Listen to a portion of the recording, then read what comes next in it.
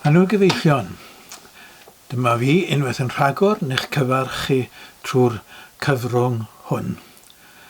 Ychydig o'n i'n ystyried nôl 6 mis yn ôl a byddwn ni'n parhau wneud hyn ar ôl hanner blwyddyn.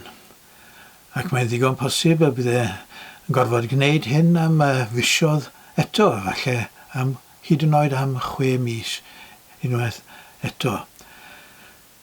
Mae'r coronavirus yma yn ymledu ac mae'n achosi tipyn o broblemau. Mae'n drenu clywed bod yna rai pobol ddim yn gwrando ac yn dilyn y cyfarwyddiadau. Cofiwn bod y cyfarwyddiadau yno un mwyn ni i gyd. Cyfarwyddyd fel gwisgo mwgwd, nid mwyn amddiffyn yr hunan yn unig, ond mwyn amddiffyn pobol eraill. Mae hyn yn weithred gymunedol, nid rhyddid unigolyn sydd yn yfantol fan hyn, ond rhyddid cymdeithas i fod yn iach. Ac mae rhaid i ni i barchu yr hyn sydd yn cael ei ddweud wrthon ni ac ar arweiniad i ni yn ei derbyn a dilyn y cyfarwyddiadau. Lles pobol eraill, nid yn unig lles yr hunan. Ac mae'n dda clywed ac deall bod hynny yn digwydd ar raddfa eang yn ein plith ni fel eglwysi. Yn yr ofaledd hon, mae pawb fel petai nhw yn barod i barchu yr hyn yma yr awdurdodau yn yr achos yma yn dweud wrthon ni. Diolch i chi am wneud hynny. Diolch am y rhai sydd wedi bod wrthi yn paratoi ar gyfer addoli ar y Sul. Mae'r paratoadau wedi bod yn drylwyr iawn ac mae'r 3 chapel sydd ar agor ar gyfer addoli o'r 6 sydd yn yr ofalaeth yn paratoi yn drylwyr dros ben. Diolch i bob un sydd ynglyn â hynny.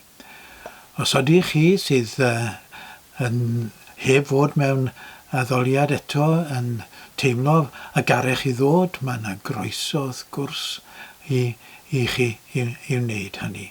Ac fi'n siŵr y bydd pawb yn yr addoliad yn llawenhau o weld eraill yn ymuno. Ond os nag ych chi'n teimlo eich bod chi'n gallu, pidwch â poeni am hynny da chi. Pidwch â teimlo'n euog na dim byd o'r fath. Mae pobl i ni gyd yn parchu hynny, wrth gwrs ein bod ni. Ac mae rhaid i ni fod yn ofalus iawn yn yr amgylchiadau sydd ohonyn nhw. Bendith arnoch chi. Fe fydd newyddion da yn ystod yr wythnos. Ar ddechrau yr wythnos, fe cyhoeddwyd bod Academi Heddwch wedi cael ei sefydlu yng Nghymru. Academi Heddwch mwyn helpu pobol i ddod i ddeall yr hyn sydd yn rhig wrth heddwch a beth sydd yn achosi rhyfeloedd a'r tensiynau sydd yn y byd ni a siwr mae ateb y broblemau hynny a siwr mae'n mynd i rafel â nhw. Ac mae'n wych o beth bod prifysgolion, pob un coleg prifysgol yng Nghymru a cholegau eraill yn ogystal â'r Llywodraeth yng Nghaerdydd a phleidiau gwleidyddol eraill yn gefnogol i'r hyn sydd yn digwydd gyda'r Academi Heddwch. Ac i ni yn dymuno'n dda iawn i'r Academi ar gyfer y dyfodol. Mae angen dysgu pobl o'r hyn sydd yn digwydd. Mae angen dysgu pobl am beth sydd yn digwydd. Mae angen i'r holl wybodaeth yma i fi mewn i'r gyfundrefn addysg ac i blant gael ei dysgu yn ffordd heddwch yn yr ysgolion yn ogystal. Pe byddai plant yn cael ei dysgu o oedran cynnar a'i ffordd heddwch yw'r ffordd, os byddai'n cael blaenoriaeth gyda ni yn ysgolion, dyw ddim ar hyn o bryd wrth gwrs, oherwydd ffordd rhyfel yw'r ffordd sy'n cael ei astudio fwyaf yn gyfundrefn addysg. Os byddai ffordd heddwch yn cael ei dysgu, fe byddai pobl yn tyfu i sylweddoli mae'n nid y ffordd trais yw'r ffordd i ateb y problemau. Byddai pobl ddim yn gallu bod yn y sefyllfa roedd George Bush a Tony Blair yn datgan bod Duw yn gweud wrthyn nhw i fynd i rhyfel yn erbyn Iraq. Y ddau ohonyn nhw ar wahanol adegau wrth gwrs yn gwneud yr un math o ddatganiad. Os byddwn ni yn gallu dysgu yn eglwysu ni, mae ffordd tangnefedd yw ffordd Iesu. Ffordd tangnefedd yw ffordd Duw. A trwytho yn pobl ifanc yn hynny. Dyna lle mae ysgolion Sul mor bwysig, mae addysg mor bwysig i bobl i allu deall. A mae Iesu yn dweud bod addysg yn traffwysig mwyn cenhadu, mwyn rhannu i ddysgeidiaeth a'i ffordd o feddwl. Mae'r ysgrythurau'n gweud mai dyna oedd gweinidogaeth Iesu. Gweinidogaeth o ddysgu a hefyd o pregethu ac o iachau. Dyna oedd ei weinidogaethau. Tri chongl ei weinidogaethau. Dysgu. Athro oedd pobl yn ei alw fe, oherwydd i fod yn rhoi fath bwys ar ddysgu. Ac mae moyn i ni rhoi pwys mawr ar ddysgu. Chi'n cofio beth mae'n gweud yn yr hyn sy'n cael ei alw yn y Comisiwn Mawr ar ddiwedd Efengyl Matthew. Mae'n dweud hyn: Ewch gan hynny, a gwnewch ddisgyblion o'r holl genhedloedd, gan i bedyddio hwy yn enw'r Tad a'r Mab a'r Ysbryd Glân, a dysgu iddynt gadw'r holl orchmynion a roddais i chi. Dysgu iddynt gadw'r holl orchmynion a roddais i chi. Hynny yw, mae Iesu yn cydnabod ac yn sylweddoli bod angen dysgu pobl yn y gorchmynion hyn. Dyw'r pobl ddim yn dod atyn nhw yn naturiol, mae angen dysgu. Mae angen i ni fynd lawr ati i dadansoddi nhw ac dadansoddi'r gorchmynion a dadansoddi'r hyn y mae Iesu yn gofyn i ni wneud. Mae'n gofyn i ni wneud hynny. Mae'n rhan mor bwysig o'n gweinidogaeth ni. Gweinidogaeth addysgol dyle'n gweinidogaeth ni fod. Dyle'n addoliad ni fod yn o gylch addysgu. Dyna bwysigrwydd yr ysgolion Sul ac yn y blaen. A drychineb yw bod y sefydliadau hyn yn colli tir a bod pobl ddim yn dod i oedfaon i glywed addysg yn cael ei gyfrannu. Nawr, mae hyn mor bwysig. Mae bai arno ni fel gweinidogion hefyd bod ni ddim yn rhannu addysg, bod ni ddim yn pregethu yn addysgol yn llawer rhy aml. Mae'n bwysig yn bod ni yn gwneud hynny. Ac mae Iesu'n pwysleisio mae'r hyn mae angen dysgu yw yr holl orchmynion a roddais i chi. Nawr, pa orchmynion yw'r rheini?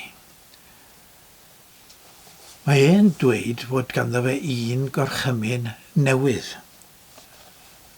Yn ôl Efengyl Ioan, mae e'n dweud hyn: Rwyf yn rhoi i chi orchymyn newydd. Carwch eich gilydd. Fel y cerais i chi, felly rydych chithau i garu'ch gilydd. Mae rhai pobl wedi bod yn honni nad oes gan Iesu lawer o orchmynion yn yr Efengylau. Maen nhw'n honni hefyd, mae nid gorchymyn newydd, oedd y gorchymyn hwn hyd yn oed. Mae hen orchymyn, mae i'w ganfod yn yr Hen Testament, carwch eich gilydd, ac mae ein orchymyn sydd i'w ganfod nid yn unig yn Gristnogaeth, ond yn gwahanol grefyddau ar draws y byd. Gorchymyn caru eich gilydd. Ac mae un ysgolhaig o'r enw Gesa Fermes, y diweddar Gesa Fermes, sydd yn cael ei ystyried fel rhyw fath o awdurdod ar y Testament Newydd yn ategu y meddylfryd hwn ac yn dweud yn blaen bod Iesu yn camarwen yn y man yma, neu bod y efengylydd yn camarwen yn y man yma, a bod y gorchymyn hwn yn gorchymyn cyffredinol trwy'r byd i gyd. Cam ddeall yw pa mae angen a ddysgu pobl yn y pethau hyn. Gwrandwch ar y gorchymyn to. Rwyf yn rhoi i chi orchymyn newydd. Carwch eich gilydd. Nid fyna mae'r gorchymyn yn gorffen. Mae pobl sydd yn ei ddehongli fe yn y modd, yn ni'n sôn amdano nawr, yn diweddu y gorchymyn fyna. Mae'n mynd mlaen. Fel y cerais i chi, felly ydych chithau i garu'ch gilydd. Dyna'r newyddeb. Yn yr un modd ac i fi'n eich caru chi, dyna fel dylsech chi garu'ch gilydd. Yn yr un modd ac i fi'n rhoi mywyd ar eich mwyn chi, yn yr un modd ac i fi yn paratoi ar eithaf beth, mae eisiau chi wneud yr un peth. Dyna'r gorchymyn newydd. Cariad hunan aberthol. Cariad di-ben draw, di-derfyn. Dyna'r cariad yma Iesu yn gorchymyn ar i ni i weithredu. Nawr mae Iesu'n defnyddio'r ymadrodd yma mewn man arall yn ogystal. Ychydig benodau yn ddiweddarach, a mae yn dweud hyn. Dyma fy ngorchymyn i. Carwch eich gilydd fel y cerais i chi. Nid oes gan neb gariad mwy na hyn, sef bod rhywun yn rhoi ei einioes dros ei gyfeillion. Dyna'r cariad. Rhoi ei einioes. Amser bod rhywun yn rhoi rhywbeth i rhywun arall, yn disgwyl dim byd nôl, nid gwerthu, a mae e'n gwneud, rhoi mae e'n gwneud. Ac mae Iesu'n rhoi ei fywyd dros eraill. Sylwch ar y pwyslais yma ac mae eisiau i ni dadansoddi'r pethau hyn wrth gwrs, achos mae'r adnod yma yn cael ei defnyddio mwyn cyfiawnhau rhyfeloedd ac yn y blaen, ac dweud bod y bobl yn efelychu Iesu amser bod nhw yn mynd i rhyfel ac ati.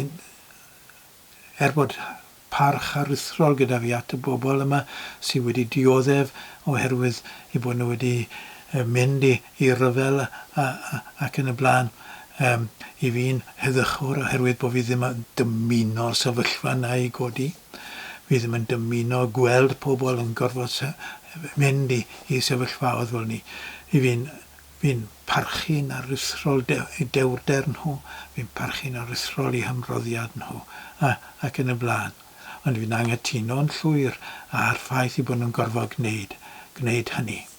Ac yn anghytuno'n llwyr ar gysodiad i bod nhw'n rhoi i bywydau. Iesu sy'n rhoi i fywyd. Dwi'n disgwyl dim yn ôl. Mae'n rhoi i fywyd yn rhad ac am ddim i ni, droson ni. Dyw milwyr ddim yn gwneud hynny ar faes y gad.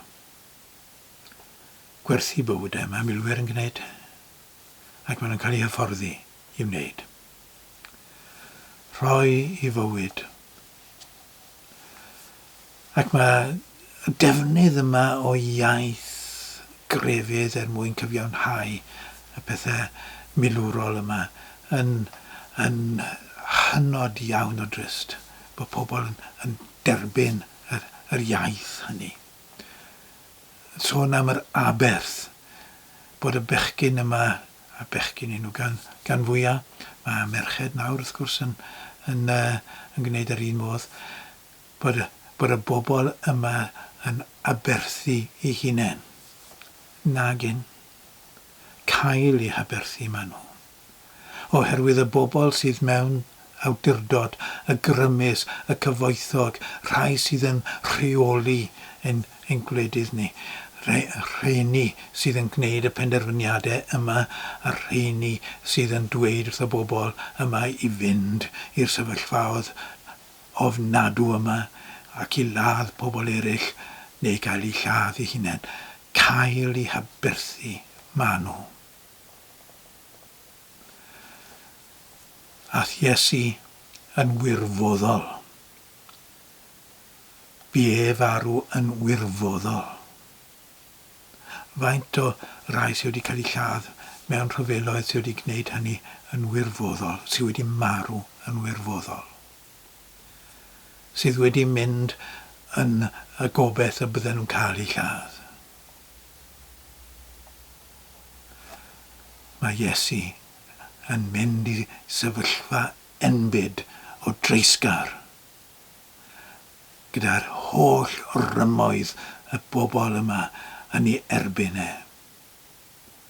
Ac mae e'n mynd i ganol y sefyllfa yn wirfoddol i roi ei hun. Achos i fod e'n caru. Achos fod e'n caru hyd yn oed y rhai sydd yn ei ladde. Ac mae e'n moyn i ni gael ffordd i ddod i berthynas a Duw ac a hanfod y cread ac a hanfod ein hunain ac ystyr bywyd ein hunain. Mae e'n moyn i ni dod i ddealltwriaeth o hwnna. Mae e'n moyn i ni ddysgu am hwnna. Ac mae angen i ni ddysgu eraill amdano. Ie, ffordd Iesu yw ffordd Duw a ffordd gobeith. Ac mae e'n gorchymyn ni i ddilyn y ffordd honno. Odi, gorchymyn yw carwch eich gelynion. Mae e yn y modd gorchmynol, ac mae yna lot o bethau eraill mae Iesu yn dweud sydd yn y modd gorchmynol. Gwnewch hyn. Gwnewch hyn. Carwch. Carwch eich cymdogion. Carwch eich hunain. Carwch eich teuluoedd. Carwch eich gelynion. Carwch greadigaeth Duw.